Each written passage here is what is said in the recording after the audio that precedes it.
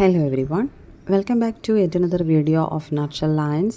Today I'll be dealing with a poem that is She Dwelt Among the Untrodden Ways, and this is a very short poem written by William Wordsworth. Once again, welcome to the video. So വേർഡ്സ്വർത്തിനെ പറ്റി ഞാൻ ഭയങ്കരമായിട്ടൊരു ഇൻട്രൊഡക്ഷനൊന്നും തരുന്നില്ല, കാരണം അദ്ദേഹം അത്രയും പോപ്പുലറായിട്ടുള്ളൊരു റൈറ്ററാണ്. But എങ്കിലും കുറച്ച് basic ആയിട്ടുള്ള ഒരു ഐഡിയ നിങ്ങൾക്ക് തരണം, അതുകൊണ്ടിട്ടാണ്. So William Wordsworth from 1717 to 1850 was an English romantic poet. And he is the one who, with Samuel Taylor Coleridge, helped to launch the Romantic Age in English literature. അതായത് English ലിറ്ററേച്ചറിൽ romantic period എന്ന് പറഞ്ഞിട്ട്, അല്ലെങ്കിൽ romantic age എന്ന് പറഞ്ഞിട്ട് ഒരു കാലഘട്ടം ഉണ്ടാക്കിയെടുക്കുന്നതിൽ ഏറ്റവും കൂടുതൽ സ്വാധീനിച്ചിട്ടുള്ളൊരു റൈറ്ററാണ് ഈ പറഞ്ഞ വില്യം വേർഡ്സ്വർത്ത് എന്ന് പറയുന്ന writer. And along with William Wordsworth നമുക്ക് ഒരിക്കലും മായ്ച്ചു കളയാൻ പറ്റാത്തൊരു പേരാണ് സാമുവൽ ടൈലർ കോളറിഡ്ജ്. കാരണം ഇവർ രണ്ടുപേരും ഒരുമിച്ച് വർക്ക്സ് എഴുതിയിരുന്നു.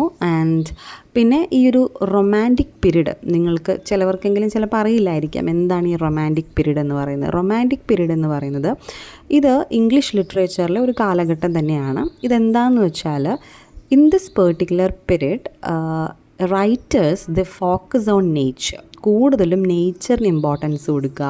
And they give importance to subjectivity, അതുപോലെ തന്നെ ഇമാജിനേഷൻ, ഇതിനൊക്കെ കൂടുതൽ ഈ പറഞ്ഞ പോലെ ഇമ്പോർട്ടൻസ് കൊടുത്തുകൊണ്ട് എഴുതുന്നതിനെയാണ്, അല്ലെങ്കിൽ അങ്ങനെ എഴുതിയിരുന്ന ഒരു കാലഘട്ടത്തിനെയാണ് റൊമാൻറ്റിക് പീരീഡ് എന്ന് പറയുന്നത്. സോ അതിൽ ഏറ്റവും കൂടുതൽ പോപ്പുലറായിട്ടുള്ള റൈറ്റേഴ്സാണ് കോളറിഡ്ജും, അതുപോലെ തന്നെ നമ്മളിപ്പോൾ പഠിക്കാൻ പോകുന്ന ഈ വേർഡ്സ്വർത്തും അദ്ദേഹത്തിൻ്റെ ഈ വർക്ക്സൊക്കെ.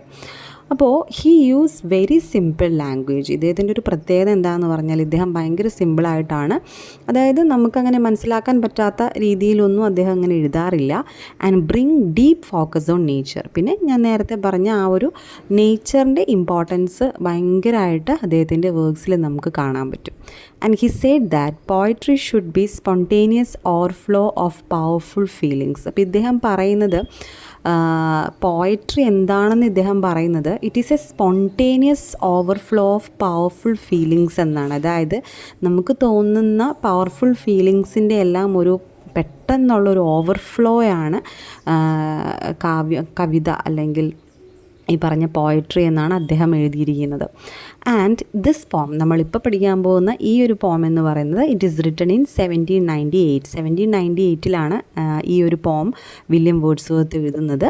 And this is first appeared in the 1800 edition of Lyrical Ballads, and this work is jointly published with Samuel Taylor Coleridge. അപ്പോൾ ഇദ്ദേഹത്തിൻ്റെ സുഹൃത്തായിട്ടുള്ള സാമുവൽ ടൈലർ കോളറിഡ്ജുമായിട്ട് ഇദ്ദേഹം ഒരുമിച്ച് ഇവർ രണ്ടുപേരും ഇരുന്ന് പബ്ലിഷ് ചെയ്ത വർക്കാണ് ലിറിക്കൽ ബാലഡ്സ് എന്ന് പറയുന്നത്. ഈ വർക്കിലാണ് നമ്മൾ ഇന്ന് പഠിക്കാൻ പോകുന്ന ഈ കവിത ഉൾപ്പെടുത്തിയിട്ടുള്ളത്. So this is what is about the basic ideas, and I'm moving to the work that is She dwelt among the untrodden ways. So ഇതിൻ്റെ തലക്കെട്ട് അല്ലെങ്കിൽ ടൈറ്റിൽ കണ്ടാൽ നിങ്ങൾക്ക് മനസ്സിലാവും ഇത് ഭയങ്കര ഇത്രയും ലെങ്തി ആയിട്ടുള്ള ടൈറ്റിൽ എന്താണ് വന്നിട്ടുള്ളത് എന്നുള്ളത്. അത് വളരെ സിമ്പിളാണ്. ഷീ ഡ്വെൽറ്റ് എന്ന് പറഞ്ഞാൽ ടു ലിവ് എന്നാണ് അർത്ഥം.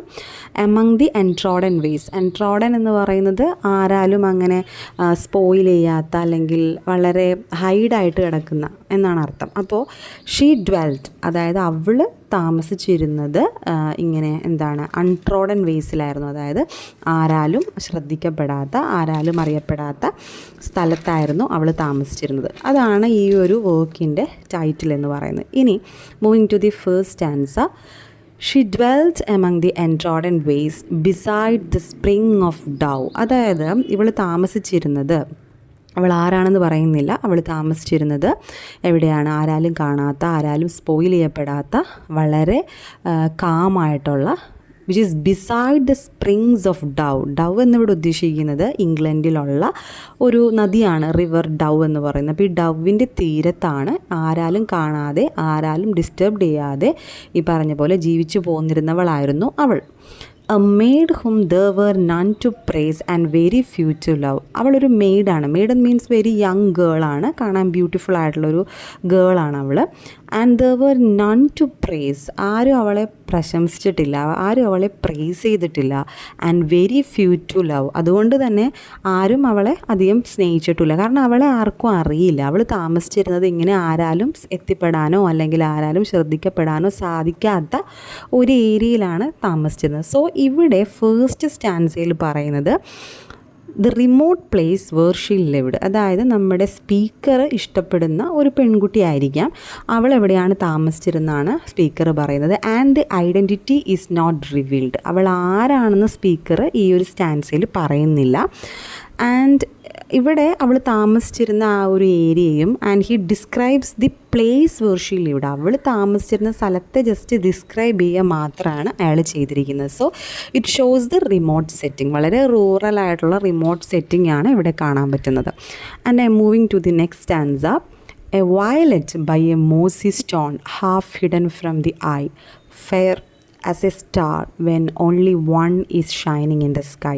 അപ്പോൾ ഇനി അദ്ദേഹം വീണ്ടും അവളെ ഡിസ്ക്രൈബ് ചെയ്യുകയാണ്. അവളെന്ന് പറയുന്നത് it's a violet by a mossy stone half hidden from the eye, അതായത് ഈ the power of maiden's beauty, അവളുടെ ആ മെയ്ഡിൻ്റെ ബ്യൂട്ടിയാണ് ഇനി അയാൾ പറയുന്നത്. എന്താണ് പറയുന്നത്? അതായത് he compares her beauty with the objects in the nature, പ്രകൃതിയിലുള്ള കാര്യങ്ങളുമായിട്ട് അവളുടെ ബ്യൂട്ടി അയാൾ കമ്പയർ ചെയ്യുവാണ്. അപ്പോൾ ഇവിടെ ഫസ്റ്റ് വന്നിരിക്കുന്ന വയലറ്റ് എന്ന് പറയുന്നത് ഭയങ്കര ചെറിയ ഫ്ലവേഴ്സാണ്. ഈ വയലറ്റ് എന്ന് പറയുന്ന ഈ ഫ്ലവേഴ്സ് ഇറ്റ് ഈസ് ഈ മോസി സ്റ്റോണില്ലേ, അതായത് ഈ പായൽ പിടിച്ചിട്ടുള്ള കല്ലുകൾ, ഈ കല്ലുകളാൽ മൂടപ്പെട്ട്, അതായത് ഈ കല്ലുകളുടെ പിന്നിലിങ്ങനെ ഒളിച്ചിരിക്കുന്ന വയലറ്റ് പോലെയാണ് അവളെന്ന് പറയുന്നത്. That means it is hidden, ആർക്കും കാണാൻ പറ്റില്ല, പെട്ടെന്ന് നോട്ടീസ് ചെയ്യാൻ പറ്റില്ല, അതാണ് പറയുന്നത്. ഇനി fair as a star when only one is shining in the sky, ഇയാൾ നോക്കുമ്പോൾ അവൾ അത്രയും ബ്രൈറ്റ് ആയിട്ടുള്ള ഒരു സ്റ്റാർ പോലെയാണെന്നാണ് പറയുന്നത്. So she is A person which who poses inner and outer beauty, അതായത് അവൾക്ക് എന്തോ ഒരു യുണീക്നെസ് ഉണ്ടെന്നാണ് പോയിറ്റ് പറയുന്നത് അല്ലെങ്കിൽ സ്പീക്കർ പറയുന്നത്. But she is unrecognised by the society, അതായത് ഇത്രയും ബ്യൂട്ടിഫുൾ ആയിട്ടുള്ളൊരു പെൺകുട്ടിയാണെങ്കിൽ പോലും അവളെ ആരും തിരിച്ചറിഞ്ഞില്ല എന്നുള്ളൊരു കോൺസെപ്റ്റാണ് അവിടെ വരുന്നത്. So she is A single bright star shining in the sky, അതായത് ആരും അവളെ കാണുന്നില്ല. അവളെന്ന് പറയുന്നത് മോസി ആയിട്ടുള്ള സ്റ്റോൺസിൻ്റെ ഇടയിൽ നിൽക്കുന്ന ഒരു വയലറ്റ് പൂക്കളെ പോലെയും അതുപോലെ തന്നെ ബ്രൈറ്റായിട്ട് ആകാശത്ത് കാണുന്ന ഷൈൻ ചെയ്യുന്ന ഒരു സ്റ്റാറും ഒക്കെയാണ് എന്നാണ് അയാൾ പറയുന്നത്. So he compares the beauty of his beloved to the objects of the nature, നേച്ചറിൽ കാണുന്ന ഒബ്ജക്ട്സ് ആയിട്ട് അയാൾ കമ്പയർ ചെയ്തിരിക്കുകയാണ്. In the third stanza, she lived unknown and few could know when Lucy ceased to be, but she is in her grave and oh the difference to me. പിന്നെ അയാൾ പറയുവാണ് ഇനി Xi lived unrecognised, അതായത് അത് തന്നെയാണ്, അവൾ അറിഞ്ഞില്ല, അവൾ ആരാലും അറിയപ്പെട്ടില്ല എന്നൊക്കെയാണ് ഇയാൾ പറയുന്നത്. ഇനി തേർഡ് സ്റ്റാൻസിൽ ഇയാൾ പറയുന്നതാണ് ഷി ലിവ്ഡ് അൺനോൺ, അതായത് ആർക്കും അവളെ അറിയില്ലായിരുന്നു. Due to her solitude few people could possibly know, അതായത് അവളിങ്ങനെയുള്ളൊരു ഏകാന്ത ജീവിതം നയിച്ചത് കൊണ്ടാവാം അവളെ വളരെ കുറച്ച് പേർക്കേ അവളെ അറിയുള്ളായിരിക്കാം. സോ അതുകൊണ്ട് തന്നെ ആ വളരെ കുറച്ച് പേർക്ക് മാത്രമേ അറിയുള്ളായിരിക്കാം ഇന്ന് അവൾ ജീവിച്ചിരിക്കുന്നില്ല എന്നുള്ളത്. സോ ദിസ് പെർട്ടിക്കുലർ ലേഡി ഇപ്പം ജീവിച്ചിരിപ്പില്ല. ആൻഡ് അവരുടെ പേര് അവിടെ അയാൾ പറയുന്നുണ്ട്, പേര് ലൂസി എന്നാണ്. But she is in her grave, പക്ഷെ എന്താ പറഞ്ഞിട്ട് കാര്യം, അവൾ ഇന്ന് അവളുടെ ഗ്രേവിലാണ്. അതായത് ഇപ്പം ആ ഒരു ഗേൾ അല്ലെങ്കിൽ ആ ഒരു ബ്യൂട്ടിഫുൾ ആയിട്ടുള്ള വുമൺ അല്ലെങ്കിൽ ആ ഒരു മെയ്ഡ് ഇപ്പോൾ ജീവിച്ചിരിപ്പില്ല. And oh the difference to me, മറ്റുള്ളവർക്ക് ഇതൊന്നും വലിയ കാര്യമില്ലായിരിക്കാം, പക്ഷേ for me it is different, എന്നെ സംബന്ധിച്ച് അത് വ്യത്യാസമാണ്. അതായത് ഞാൻ അവളെ സ്നേഹിച്ചിരുന്നിരിക്കാം, അതുകൊണ്ടാണ് അയാൾക്ക് അവളുടെ ഡെത്ത് താങ്ങാൻ പറ്റാത്തത്. So the speaker who implies that he loved her, അയാൾ അവളെ സ്നേഹിച്ചിരുന്നിരിക്കാം, അതുകൊണ്ടാണ്, മറ്റുള്ളവർക്ക് അതൊരു പ്രശ്നമല്ലായിരിക്കാം, ആരും അറിഞ്ഞിട്ടുണ്ടാവില്ല, പക്ഷേ എനിക്ക് അതൊരു ഡിഫറൻസ് തന്നെയാണ് എന്നയാൾ പറഞ്ഞിട്ട് ഈ ഒരു പോം എൻഡ് ചെയ്യുന്നത്. ഇത്രയേ ഉള്ളൂ ഈ ഒരു പോം എന്ന് പറയുന്നത്. Next I'm moving to the themes, major themes. First theme എന്ന് പറയുന്നത് ഗ്രീഫ് ആൻഡ് ലോസ് ആണ്. അതായത് ഈ ഒരു പോയത്തിൽ നമുക്ക് കാണാൻ പറ്റുന്നത് speaker's grief over Lucy's death. Lucy എന്ന് പറയുന്ന ഒരു പെൺകുട്ടിയുടെ മരണത്തിൽ പോയറ്റിന് അല്ലെങ്കിൽ സ്പീക്കറിനുണ്ടാവുന്ന ആ ഒരു ബുദ്ധിമുട്ട് അല്ലെങ്കിൽ വിഷമം അല്ലെങ്കിൽ ആ ഒരു ദുഃഖം അതാണ് കാണിക്കുന്നത്. And it is a sudden loss to the speaker. സ്പീക്കറിന് ഏറ്റവും ഒരു വലിയ നഷ്ടം തന്നെയാണ് എന്ന് നമുക്ക് പറയേണ്ടി വരും. ഇനി നെക്സ്റ്റ് തീം എന്ന് പറയുന്ന റൊമാൻറ്റിസിസം. ഇതെന്താണെന്ന് ഞാൻ നേരത്തെ പറഞ്ഞിരുന്നു. റൊമാൻറ്റിസിസം എന്ന് പറയുമ്പോൾ ഇവിടെ the poet creates A beautiful picture of nature. അതായത് താൻ സ്നേഹിക്കുന്ന ആ പെൺകുട്ടിയുടെ ആ ഒരു ബ്യൂട്ടിയും കാര്യങ്ങളൊക്കെ നേച്ചറിലെ ഓരോ എലമെൻറ്റ്സ് ആയിട്ട് അയാൾ കമ്പയർ ചെയ്യുവാണ്. And it is glorified through out the poem. ഈ ഒരു ലേഡി എവിടെയാണ് താമസിച്ചിരുന്നത്, അവൾ എങ്ങനെയുള്ളവളായിരുന്നു, അവൾ മരിച്ചപ്പോൾ എന്ത് സംഭവിച്ചു, ഇതെല്ലാം വളരെ ബ്യൂട്ടിഫുൾ ആയിട്ട് അയാൾ ഗ്ലോറിഫൈ ചെയ്തിരിക്കുവാണ് through the elements in the nature. Then, Lucy's portrayal as a beautiful girl suggests that she lived in a place that was rural, remote and idyllic. അതായത് പിന്നെ ഇദ്ദേഹം പറയുന്നത് അവൾ താമസിച്ചിരുന്ന സ്ഥലം ഇങ്ങനെയായിരുന്നു അങ്ങനെയായിരുന്നു. അപ്പോൾ അതൊക്കെ കാണിക്കുന്നത് ആ നേച്ചറിൻ്റെ ബ്യൂട്ടി കാണിക്കാനാണ്. അവിടെ ഈ പറഞ്ഞ പോലെ ആ ഒരു റിമോട്ട് ഏരിയ ആണെന്ന് കാണിക്കാനും റൂറൽ ബാക്ക്ഗ്രൗണ്ട് സെറ്റ് ചെയ്യാനൊക്കെയാണ് ആ ഒരു നേച്ചറിൻ്റെ ഇമേജസ് ഒക്കെ അവിടെ യൂസ് ചെയ്തിരിക്കുന്നത്. And included natural elements like violet, മോസി stone, river Dove, stars. അപ്പോൾ ഇതിൽ വേറെ കുറേ കാര്യങ്ങൾ അദ്ദേഹം യൂസ് ചെയ്തിട്ടുണ്ട്. ഒന്നാമത്തെ കാര്യം വയലറ്റ് ഫ്ലവേഴ്സ് ആണ്. ദെൻ മോസി സ്റ്റോൺ, പായൽ പൂപ്പൽ പിടിച്ച ആ കല്ലുകൾ എന്ന് പറയുന്നുണ്ട്. ആൻഡ് റിവർ ഡവ്, ഇവൾ താമസിച്ചിരുന്നത് ഡവ് എന്ന് പറയുന്ന റിവറിൻ്റെ തീരത്താണ്. And she brights like stars, നന്നായിട്ട് ബ്രൈറ്റ്നെസ് കാണിക്കുന്ന ഒരു സ്റ്റാറായിട്ടും അയാൾക്ക് ഫീൽ ചെയ്യുന്നതായിട്ട് കാണിക്കുന്നത്. സോ ഇതെല്ലാം നേച്ചറിലുള്ള കാര്യങ്ങൾ തന്നെയാണ്. And the next theme is love. ഇവിടെ നമുക്ക് കാണാൻ പറ്റുന്ന പ്യുവർ ലവ് ആണ്. കാരണം അവളെ അയാൾക്ക് ഇഷ്ടമായിരുന്നു, അല്ലെങ്കിൽ അവളുടെ നഷ്ടം അയാൾക്ക് വളരെയധികം ബുദ്ധിമുട്ടുണ്ടാക്കുന്നു എന്നുള്ളത് നമുക്ക് മനസ്സിലാക്കാൻ പറ്റും അറ്റ് ദി എൻഡ്. സോ ഇവിടെ ഒരു ലവ് നമുക്ക് കാണാം. And the next theme is beauty and simplicity. അതായത് ഒരുപാടൊന്നും തൻ്റെ കാമുകിനെ വർണ്ണിക്കാതെ, ഒരുപാട് എക്സാജറേഷൻസ് ഒന്നും കൊടുക്കാതെ ഈ റൂറൽ ലൈഫിൻ്റെ ആ ഒരു ബ്യൂട്ടി അങ്ങനെ തന്നെ തൻ്റെ ലവറിനും ഉണ്ട് എന്ന് റിഫ്ലക്റ്റ് ചെയ്യിക്കുകയാണ് പോയറ്റ് ഇവിടെ ചെയ്യുന്നത്. സോ അതിൻ്റെ ആ ഒരു ബ്യൂട്ടിയും സിംപ്ലിസിറ്റിയും ഇവിടെ നമുക്ക് കാണാൻ പറ്റും. Then the next theme is isolation and solitude. അതായത് ഐസൊലേഷൻ എന്ന് പറയുമ്പോൾ ഇവിടെ നമ്മുടെ പോയറ്റിൻ്റെ ലവർ അല്ലെങ്കിൽ സ്പീക്കർ പറയുന്ന ഈ പെൺകുട്ടി, she's away from urban life. അതായത് സിറ്റി ലൈഫ് എന്താണെന്ന് അവൾക്കറിയില്ല. And she's physically secluded. അതായത് പുറത്തേക്ക് അവൾ വരുന്നില്ല, സൊസൈറ്റിയിലേക്ക് അവൾ വരുന്നില്ല. ആൻഡ് സൊസൈറ്റിയായിട്ട് അവൾക്കൊരു ബന്ധമില്ല എന്നുള്ളതാണ്. She is completely immersed in the rural background അല്ലേ. അപ്പോൾ അതുകൊണ്ട് നമുക്കിവിടെ ഒരു കൈൻഡ് ഓഫ് ഐസൊലേഷൻ കാണാൻ പറ്റും. അതുപോലെ തന്നെ സോളിറ്റ്യൂഡും ഉണ്ട്. അതായത് distance from the crowd preserves her innocence and purity. അപ്പോൾ സ്പീക്കറിനെ സംബന്ധിച്ചിടത്തോളം ഈ പുറം ലോകത്തേക്ക്, അതായത് ഈ എന്ന് പറയുന്ന പോലെ റൂറൽ ലൈഫിൽ നിന്ന് ഏർബൻ ലൈഫിലേക്ക് പോകാത്തത് കൊണ്ടും ഈ പറയുന്ന സൊസൈറ്റിയുടെ തിരക്കുകളിലൊന്നും പെടാത്തത് കൊണ്ടും ആയിരിക്കാം അവൾക്ക് അത്രയും ബ്യൂട്ടി എന്ന് നമുക്ക് പറയേണ്ടി വരും. സോ ഈ ക്രൗഡിൽ നിന്നും അവൾ മാറി നിൽക്കുന്നത് കൊണ്ടായിരിക്കാം അവൾ അത്രയും ബ്യൂട്ടിഫുൾ ആയത്. സോ അത് അവളുടെ ഇന്നസെൻസിനെയും പ്യൂരിറ്റിനെയൊക്കെ കാണിക്കുന്നുണ്ട്. Then that is all about the themes. I am moving to the symbols. First symbol എന്ന് പറയുന്നത് the violet flowers ആണ്.